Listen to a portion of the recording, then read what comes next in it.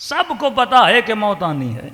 جب علم ہے کہ موت آنی ہے پھر یہ زندگی ایسے کیوں گزارتا ہے؟ پھر یہ ظلم کیوں کرتا ہے کہ یزید کو نہیں پتا تھا کہ موت آنی ہے پھر یزید نے ظلم کیوں کیا؟ کیا حکمرانوں کو نہیں پتا کہ موت آنی ہے پھر ظلم کیوں کیا جاتا ہے؟ پھر راشی رشوت کیوں لیتا ہے؟ پھر ظالم ظلم کیوں کرتا ہے؟ پھر غاصب غصب کیوں کرتا ہے؟ جبکہ سب کو پتا ہے کہ موت آنی ہی آنی ہے. اب 2 لوگ غافل ہو جاتے تو انسان بولتا 2 کی غلطی ہے، 3 لوگ غافل ہو جاتے تو انسان بولتا 3 کی غلطی ہے. یہاں تو لوگ یہ بھی بولتے ہیں کہ مولانا ہم 10 مجلسوں میں آئے، مجلسیں سنی، تھوڑی سی بیداری آ گئی، لیکن جیسے محرم کا مہینہ گیا، سفر کا مہینہ چلا گیا، 2 مہینے گزرے، پھر ہم بھی موت کو بھول جاتے ہیں. یعنی موت کے جو بھولنے والی چیز ہے وہ صرف بے دین کے لیے نہیں ہے، دیندار بھی موت کو بھول جاتا ہے، مولوی بھی موت کو بھول جاتا ہے، عوام بھی موت کو بھول جاتی ہے. تو یہ ایک ایسا ریزن ہے جو ہر انسان پر طاری ہے. اب وہ غفلت چاہے لمبی یا چھوٹی، لیکن انسان موت کو بھول جاتا ہے. تو یہاں پہ رسول گرامی کی حدیث ہے، فرمایا موت کو بھولنے کا سبب غفلت ہے،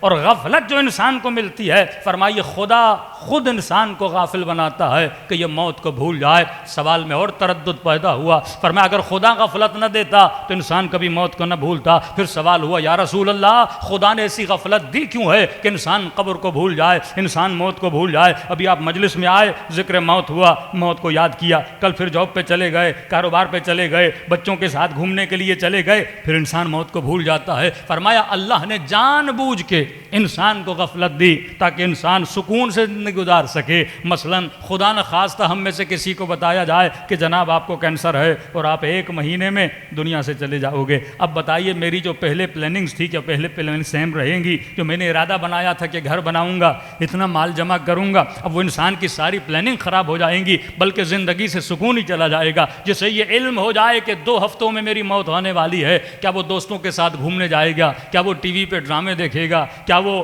کوئی گیم کھیلنے جائے گا؟ نہیں. جسے یقین ہو گیا کہ 2 ہفتوں میں مرنے والا ہوں، اب وہ 2 ہفتے یا نماز پڑھے گا یا خود کو کمرے میں بند کر لے گا یا دوست اور رفقا کو فون کرے گا کوئی غلطی ہوئی ہو تو میری غلطی کو معاف کر دیا جائے. تو فرمایا یہ موت کا ذکر جب انسان سنتا ہے تو انسان دنیا میں زندگی گزارنا چھوڑ دیتا ہے، انسان کی زندگی کے مزے کرکرے ہو جاتے ہیں. تو فرمایا خدا نے جان بوجھ کے انسان کو غفلت دی، اگر غفلت نہ ہوتی یہ کبھی بھی سکون سے زندگی نہ گزار سکتا.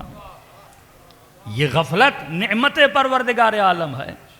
کئی ایسے لوگ آپ نے دیکھے ہوں گے جو 24 گھنٹہ موت کی یاد میں رہتے ہیں، کہتے ہیں جناب کما کر کیا کروں گا، میں نے تو مر جانا ہے، گھر بنا کے کیا کروں گا، میں نے تو مر جانا ہے. وہ جوان جس نے یونیورسٹی میں داخلہ لیا، اب اسے پتا چلا کہ 1 مہینے میں اگر میں مر جاؤں گا تو کہے گا 3 4 سیمسٹر پڑھنے کی ضرورت کیا ہے، انجینئر بننے کی ضرورت کیا ہے، ڈاکٹر بننے کی ضرورت کیا ہے. ابھی آپ اتنے سکون سے امام بارگاہ میں بیٹھے ہیں کیونکہ آپ میں سے کسی کو نہیں پتا کہ ہماری موت کب آنی ہے. لیکن اگر یہاں موت کا فرشتہ آ جائے اور ہم میں سے سب کو بتا دے کہ جناب 2 مہینے کے بعد آپ نے جانا ہے، 1 سال کے بعد آپ نے جانا ہے، آپ کے چہرے اتر جائیں گے اور بڑی مایوسی سے آپ گھر جائیں گے. اپنی پلاننگ جو آپ نے 60 سال کی ہے اس پلاننگ کو آپ 6 مہینے تک محدود کر دو گے، 1 سال تک محدود کر دو گے. وہ محنت و مشقت جو ابھی کر رہے ہو اس محنت و مشقت کو چھوڑ دو گے. تو پھر سوال اٹھا یا رسول اللہ اگر غفلت خدا نے دی ہے اور بندہ غافل ہو رہا ہے تو پھر بندے کا قصور کیا ہے؟ اگر ہم موت کو ہی بھول جائیں اور آپ یہ کہہ رہے ہیں کہ غفلت خدا نے دی ہے تو اس میں بندے تو قصور نہیں ہے. فرمایا ہاں یہ غفلت نعمت بھی ہے، لیکن یہ غفلت سکے کے 2 رخوں کی طرح ہے. ایک رخ اس کا نعمت ہے، ایک رخ اس کا عذاب الہی ہے. فرمایا مولا پھر نعمت کب ہے اور عذاب الہی کب ہے؟ فرمایا اگر غفلت محدود ہو تو نعمت، اگر غفلت محدود ہو تو نعمت، لیکن اگر یہی غفلت لامحدود ہو جائے تو عذاب الہی میں بدل جاتی ہے. کہ اب محدود کو محدود کیسے کیا گیا اور لامحدود مطلب لمبی غفلت ہو تو عذاب ہے، چھوٹے ٹائم پیریڈ کی غفلت ہو تو نعمت ہے. کہ مولا اس لمبی غفلت کو توڑنے کے لیے بھی تو خدا نے کوئی سبب بنایا ہوگا کہ اللہ نے ایسے تجھے چھوڑا نہیں ہے، ہر چیز کے پیچھے اللہ نے مصلحت رکھی ہے. کہ مولا یہ تو بتائیے پھر خدا غفلت کو توڑتا کیسے ہے؟ فرمایا جو رب نے تیرے اوپر نماز کو واجب کیا، قرآن کی آیت الصلاۃ تنہی عن الفحشاء والمنکر، نماز بندے کو فحشاء سے بچاتی ہے. نماز بندے کو منکر سے بچاتی ہے. کبھی سوچا یہ نماز کیسے بچاتی ہے؟ نماز غافل کی غفلت کو توڑنے کا نام ہے. اور کبھی سوچا کہ دن میں 5 مرتبہ نماز کو واجب کیوں کیا گیا؟ فرمائیے مسجد کے مناروں سے جو اذانوں کی آوازیں آتی ہیں کہ حی علی الصلاۃ، آؤ نماز کی طرف، حی علی الفلاح، آؤ کامیابی کی طرف. فرمائیے غافل بندے کو بیدار کرنے کے لیے آواز دی جاتی ہے. تبھی فرمایا کہ نیند بھی غفلت ہے. غفلت کا مطلب کیا؟ کہ انسان کو کسی چیز کا پتہ نہ ہو. آپ یہاں رات کو سو رہے ہیں، آپ کی بیوی باتیں کر رہی ہے، آپ کے بچے بات کر رہے ہیں، آپ کا بھائی بات کر رہا ہے، آپ کا کوئی کولیگ بات کر رہا ہے. کیوں کہ آپ نیند میں ہو، آپ غافل ہو، ان کی باتوں کو سن نہیں رہے ہو، آنکھوں سے ان کو دیکھ نہیں رہے ہو، تو نیند غفلت ہے. تو فرمایا اس غفلت سے بیدار کرنے کے لیے اس نے صبح کی نماز کو واجب کیا کہ جب آواز آتی ہے حی علی الصلاۃ، حی علی الفلاح، تو آواز آتی ہے نیند کی غفلت سے بیدار ہو جا. تو دنیا میں صرف سونے کے لیے نہیں آیا، تو رب کی عبادت کے لیے آیا ہے.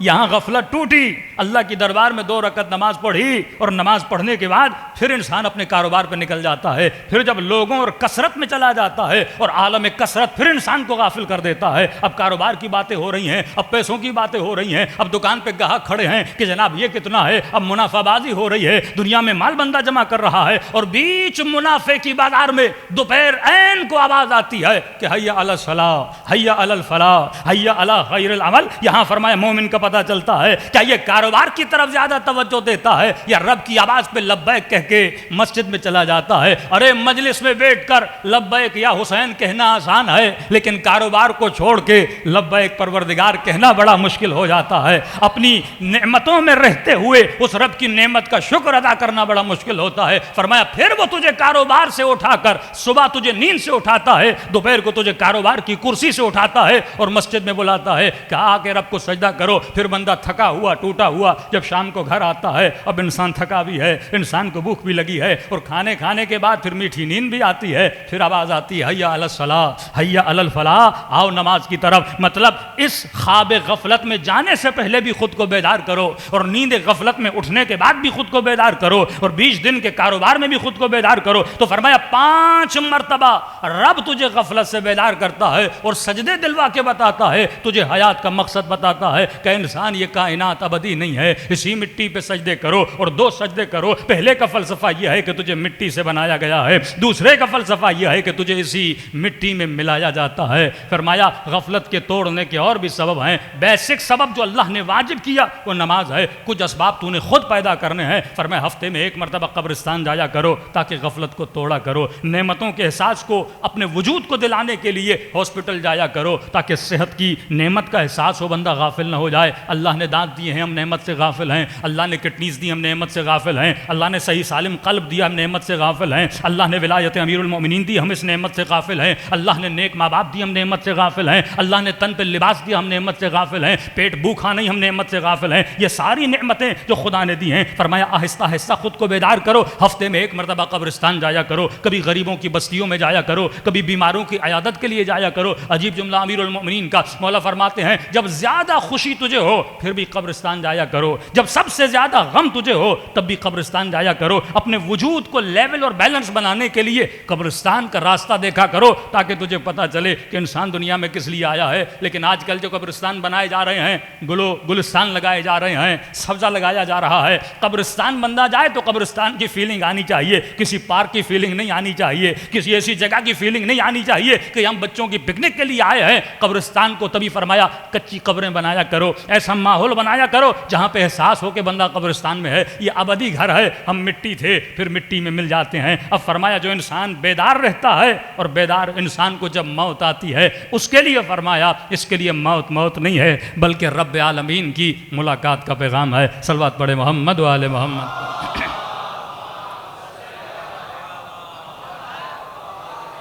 بار دیگر صلوات پڑھے محمد و آل محمد.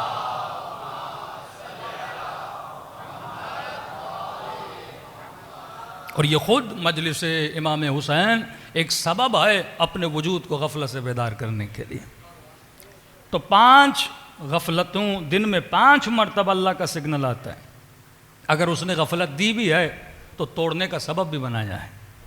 یعنی آپ ایسے سمجھیں کہ مالک اپنے غلام کے گردن میں رسی باندھے، لیکن رسی اتنی لمبی ہو کہ اسے چھوٹ دے، اور زیادہ سرحد کو پار کر کے باہر نکلے تو پھر اسے کھینچ کے اپنی طرف بلا دے.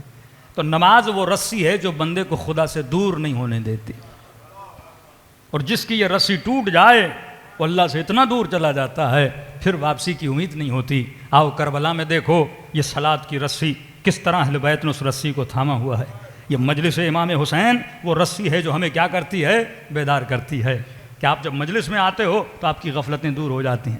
یہ سننا کہ مولانا ہم نے 10 دن مجلس سنی تو وجود بڑا بیدار ہو گیا، مثلا امام حسین کے قریب ہو گئے، یہ بیداری کی بات نہیں ہے، یہ غفلت کے پردوں کو دور کیا جاتا ہے۔ مجلس امام حسین نماز پروردگار عالم وہ وائپر ہے، جس طرح گاڑی کا شیشہ صاف ہوتا ہے اسی طرح یہ قلب کے وجود کے شیشے پہ جو دھند پڑی ہوئی ہے یہ مجلس حسین اس کو وائپ کر دیتا ہے، اسے صاف کر دیتا ہے، پھر انسان کو نظر آتا ہے۔ تبھی امیر المؤمنین نے بڑی پیاری روایت ہے، فرمایا دنیا جب عقل مندوں کو دیکھتی ہے تو یہ دیکھتی ہے کہ جناب نے پیسہ کتنا بنایا، جناب کی دوستیاں کتنی ہیں، جناب کے رشتے کتنے مضبوط ہیں، لیکن امیر فرماتے نہیں، اکیس الناس، یا رسول خدا کی حدیث ہے، اکیس الناس، سب سے عقل مند بندہ وہ ہے جو اکثر ذکر موت کرتا ہے۔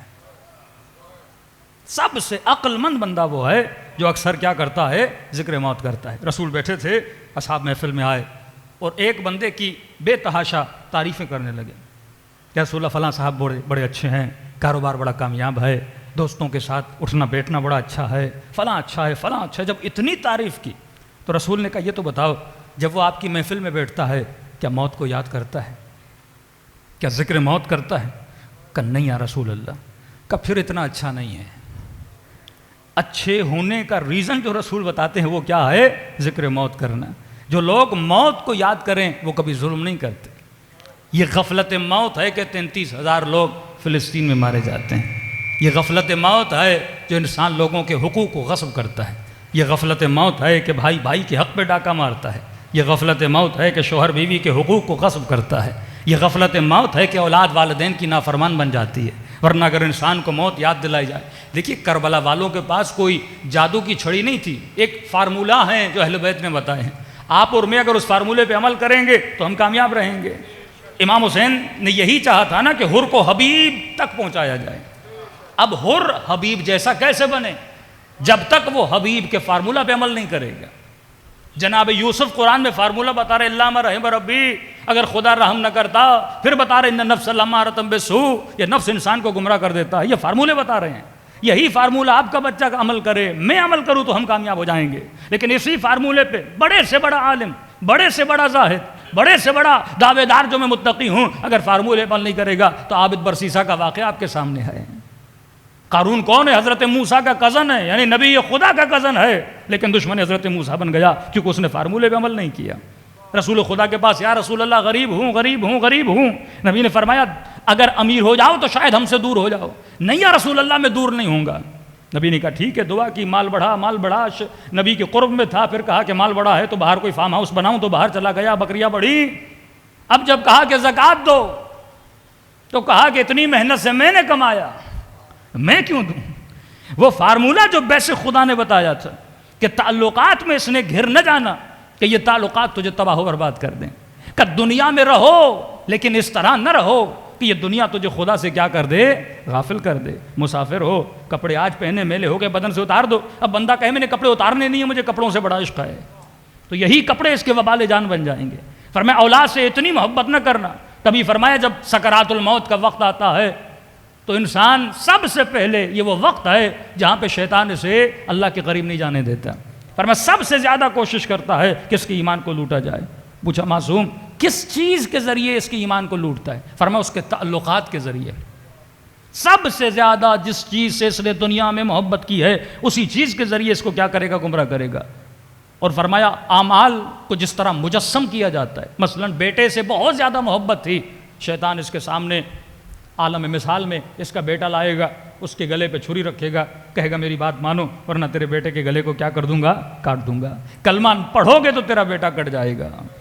بہت بڑے ایک عابد تھے، کہتے ہیں جب سکرات کا وقت آیا تو بچے بار بار کہہ رہے ہیں اپنے باپ کو کہ بابا کلمہ پڑھو کلمہ پڑھو، لیکن کہہ رہے ہیں گویا اس کی زبان پہ قفل لگ گیا، یہ کلمہ نہیں پڑھ رہا۔ اور جب اس کی حالت بحال ہوئی تو اس سے پوچھا کہ ہم آپ کو اتنا کہہ رہے تھے کلمہ پڑھو کلمہ پڑھو کلمہ پڑھو، آپ کلمہ کیوں نہیں پڑھ رہے تھے؟ تو اس بندے خدا نے اپنی زندگی میں ایک سب سے مہنگا قالیچہ لیا تھا، بہت مہنگا تھا، اور اس نے اپنے صندوق میں وہ چھپا کے رکھا تھا. ہر انسان کو کسی نہ کسی چیز سے محبت ہوتی، کسی کو گاڑی سے بہت زیادہ محبت ہے، بچے کو کھلونوں سے زیادہ محبت ہے، کسی کو اپنے چھوٹے بچے سے زیادہ محبت ہے. تو اس نے وہ قالیچہ چھپا کے رکھا تھا اور کہا کہ جب تم کہتے تھے کلمہ پڑھو تو میں نے دیکھا کوئی شخص کریہ الوجہ میرے سامنے کھڑا ہے اور کہتا ہے کلمہ پڑھو گے تیرے قالیچے کو آگ لگا دوں گا. کہ اب قالیچے سے اتنی محبت تھی لہٰذا میں کلمہ نہیں پڑھ رہا تھا.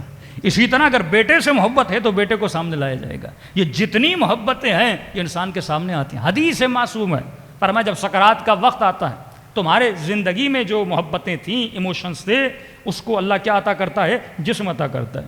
فرمایا سب سے پہلے ایک جسم آئے گا تمہارے سامنے، تم اس سے پوچھو گے کہ بتاؤ تم کون ہو؟ میں مرنے والا ہوں، کہاں تک میرا ساتھ دو گے؟ تو آواز آئے گی کہ میں تمہاری اولاد ہوں. مطلب اولاد کی محبت کو خدا جسم دے گا، کہے گی میں تمہاری اولاد ہوں.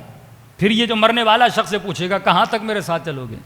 تو یہ آواز دے کر کہے گی کہ بابا ہم صرف قبر تک آپ کے ساتھ ہیں، اس سے زیادہ ہم آگے نہیں چل سکتے. فرمایا پھر ایک اور جسم آئے گا، پوچھے گا کہ تم کون ہو؟ آواز آئے گی میں وہ تمہارا محنت میں جمع کیا ہوا مال ہوں، آج تمہاری مدد کرنے آیا ہوں. پوچھے گا اے میرے مال کہاں تک میرے ساتھ چلو گے؟ کتنی میری مدد کرو گے؟ یہ مال کہے گا کہ میں اتنی مدد کر سکتا ہوں، آپ کے لیے کفن کا بندوبست کر دوں گا، آپ کے لیے تابوت کا بندوبست کر دوں گا، آپ کے لیے قبر کن کا بندوبست کر لوں گا، کسی کراچی کی اچھی جگہ پہ قبر آپ کے لیے خرید سکتا ہوں، اتنا ساتھ میں آپ کا دے سکتا ہوں. اولاد کہے گی قبر تک، مال کہے گا ساز و سامان خرید سکتا ہوں. فرماتے ہیں ایک تیسرا جسم آئے گا، اس کو کہے گا کہ تم کون ہو؟ آواز دے کر کہے گا میں وہ ہوں جس پر تم نے زندگی میں سب سے کم توجہ دی تھی. کہا کہاں تک ساتھ چلو گے؟ کہا قبر میں بھی تیرے ساتھ ہوں، برزخ میں بھی تیرے ساتھ ہوں، قیامت میں بھی تیرے ساتھ ہوں، لیکن میں بہت کمزور ہو چکا ہوں، بہت نحیف ہو چکا ہوں. پوچھے گا تم قیامت تک میرے ساتھ چلو گے؟ بتاؤ تو صحیح تم کون ہو؟ کہ میں وہی ہوں جس کی طرف کم توجہ دی تھی. کہ کیا نام ہے تمہارا؟ آواز آئے گی میں تمہارا عمل ہوں. تم نے سب سے زیادہ جس چیز پہ کم توجہ دی تھی وہ اپنی عمل کی طرف کم توجہ دی تھی. یہ بتاؤ نماز کے اوپر کتنا فوکس کیا تھا، نماز شب کے اوپر کتنا فوکس کیا تھا، قرآن کی تلاوت دن میں تم نے کتنی بار کی تھی، اپنے وقت کے امام سے کتنی بار تم نے باتیں کی تھی، اپنے رب عالمین سے کتنی دیر باتیں کی تھی. حاسبو قبل ان تحاسبو، اس سے پہلے کہ تمہارا حساب و کتاب کیا جائے بتا تم نے اپنا حساب و کتاب کتنا دیا تھا. آیت اللہ العظمہ دستغیر دونہان کبیرہ میں فرماتے ہیں اگر ہر انسان یہ 40 فارمولے یاد کر لے کہ یہ وہ فارمولے ہیں جو میری زندگی کو تباہ کرتے ہیں، مفاتیح الجنان پڑھ لے یہ وہ فارمولے ہیں جو جنت کی کنجیاں بنتی ہیں، 24 گھنٹے میں انسان تھوڑی کیلکولیشن کرے کہ واقعا میں نے آج کتنی جنت کمائی ہے اور کتنی جہنم کمائی ہے، یہ وہی انسان ہے جو اپنا عمل بناتا ہے. تو فرمایا اولاد قبر تک چلے گی، بیوی مرنے کے بعد ہی طلاق ہو جاتی ہے، پیسہ صرف قبر تک کام آتا ہے، لیکن جو چیز ہمیشہ تمہارے ساتھ رہتی ہے وہ تمہارا عمل ہے. یہ 1 گھنٹہ جو مجلس امام حسین میں آئے ہو یہ کئی کروڑوں گھنٹے بن کے عالم برزخ میں تمہاری مدد کریں گے. اور ایسے نہیں فرمایا موت ایک ایسا راستہ ہے، موت مایوسی کا نام نہیں ہے. موت انسان کے لیے مایوس تو وہ ہو جس کے ذہن میں یہ تصور ہو کہ زندگی دی اینڈ ہو گئی. ہمارے یہاں اینڈنگ کا تصور نہیں ہے، ہمارے یہاں موت ایک مرحلہ ہے جس کو انسان طے کرتا ہے. اور عالم برزخ میں اگر نیک ہوگا تو امیر المومنین کی زیارت ہوگی، رسول خدا کی زیارت ہوگی، اپنے احباب و اقربا کی زیارت ہوگی، شہداء کی محفل میں جائے گا. تبھی فرمایا مومن کی موت سے کبھی مایوس نہیں ہوتا، کیونکہ مومن کے لیے موت نہیں ہے بلکہ اہل بیت کی زیارت کا پیغام ہے. صلوات پڑھے محمد و آل محمد.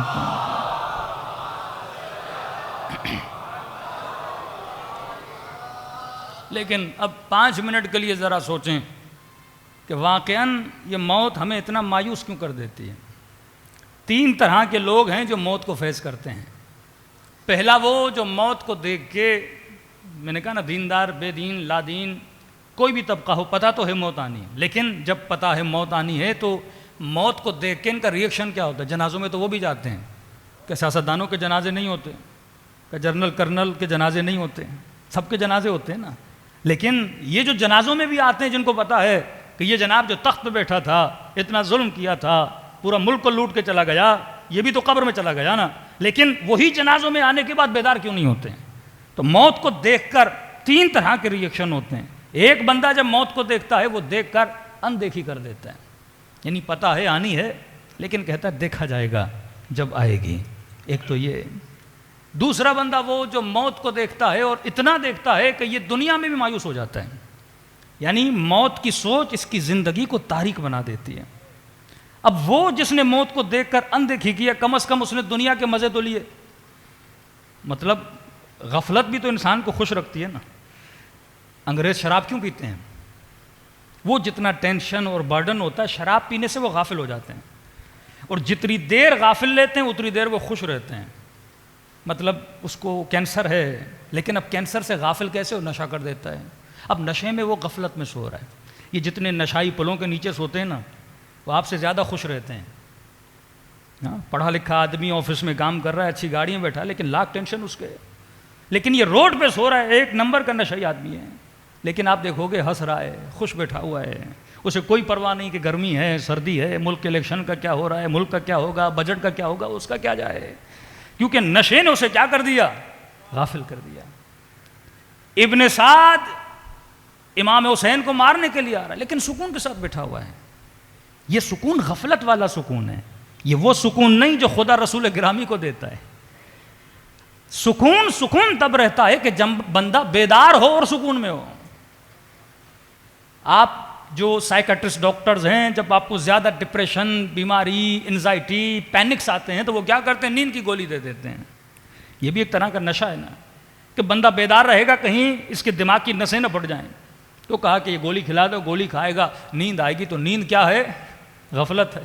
تو 8 گھنٹے سوئے گا تو 8 گھنٹہ ٹینشن اس کا کیا ہوگا؟ انکریز نہیں ہوگا، ڈیکریز ہو جائے گا. 8 گھنٹہ اس ٹینشن کو بھول جائے گا. تو غفلت، شراب اسی لیے پی جاتی ہے تاکہ انسان کیا ہو جائے؟ غافل ہو جائے.